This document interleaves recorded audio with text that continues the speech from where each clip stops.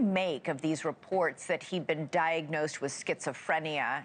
His medicine had been changed recently.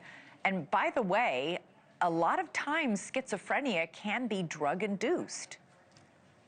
Yeah, well, great to be with you, Elizabeth. Yeah, I mean, there's certainly some details that we don't yet know, but what we do know is that people with schizophrenia who are under treatment must not use hard illegal drugs. In other words, you're treating schizophrenia, what you're treating is the psychosis, people going into these dreamlike states and believing things that aren't true. That's really when schizophrenics commit homicides, whether against family members or pushing somebody onto a train tracks. They're hallucinating that they themselves are in danger. They're just completely lost.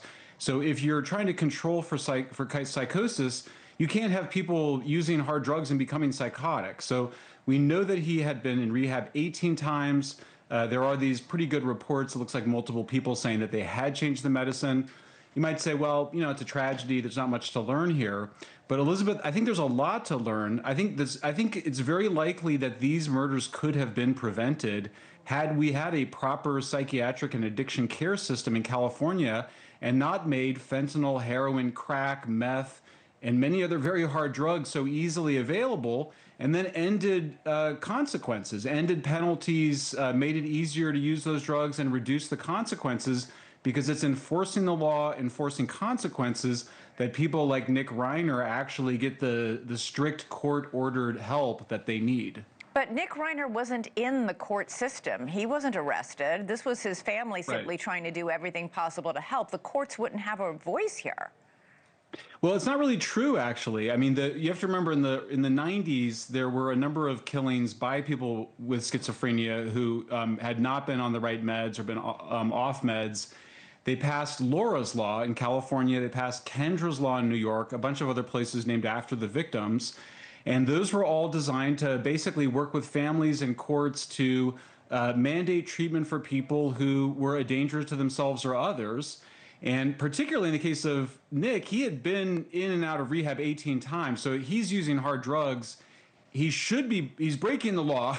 He should be breaking the law in the sense that those are drugs that are illegal. But in California, we've decriminalized them so much. And the governor himself in 2020 said that he wanted to tighten Laura's Law to make it so that you could get people like Nick the medication and help they need before they do something like murdering their own parents. Newsom never followed through. And I think it's clearly because of the funding he gets from George Soros, who, like the ACLU, opposes measures that mandate treatment, even against people that there's good reason to think they might behave violently. Yeah, I get listen, there is a debate to be had over how we treat the drug addicted, how we treat the mentally ill, how we treat the homeless in this country. But in this case, I mean, let's narrowly focus on the Nick Reiner. If anything, he was a child of enormous privilege and wealth who had parents who adored him and did everything humanly possible to help him. And he was one of these people, we see them in the rooms of recovery all the time, who just don't ever seem to get it. His idea, he spoke out publicly on podcasts. His idea of being sober was just to smoke a lot of pot and drink alcohol, but not to do heroin and meth. We have no idea what drugs he might or might not have been doing in the final, days, weeks, or months of before the murders, especially on top of schizophrenia medication. But he's a grown adult. How would a family force a grown adult with no criminal record, who hasn't committed any crime except for using illegal drugs, and a lot of people do that, unfortunately, in this country. How do you police that? How do you force a grown man to stop? You can't force him to stop using drugs. They tried.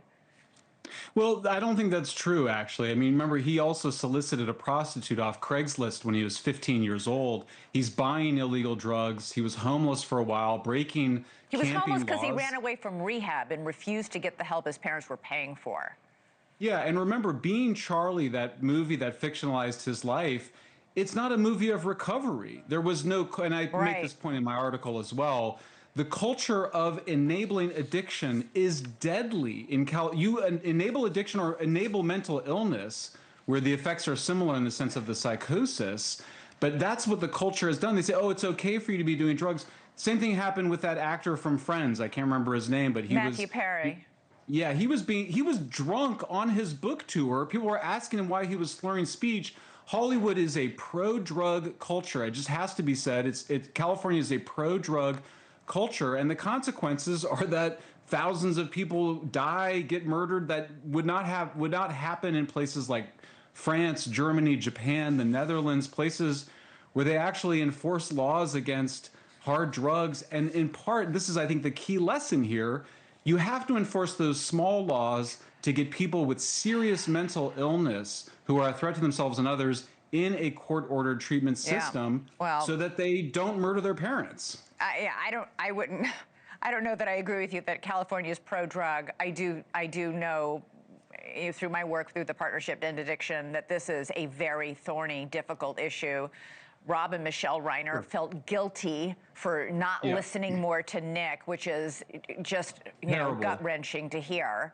But that's terrible, actually. I think that if you listen to Rob Reiner, he said, oh, we were listening to addiction specialists who were telling us that we needed an intervention. Yeah, an intervention, and then holding him accountable to not using hard drugs, because hard drugs and schizophrenia are how you get violence, like the kind we saw. That's very clear in the literature. And then they go, oh, well, we just weren't nice enough to him. He was spoiled. He was entitled. He thought that he deserved things that he hadn't earned. This is, he needed, they go, oh, we tried tough love, it didn't work. No, they didn't follow through on it. This is an enabling culture. This is part of the problem with the culture out here in California. I mean, it's unlike places like New York or Massachusetts even, where there's much stricter rules, and you don't have the open air drug dealing like we have here.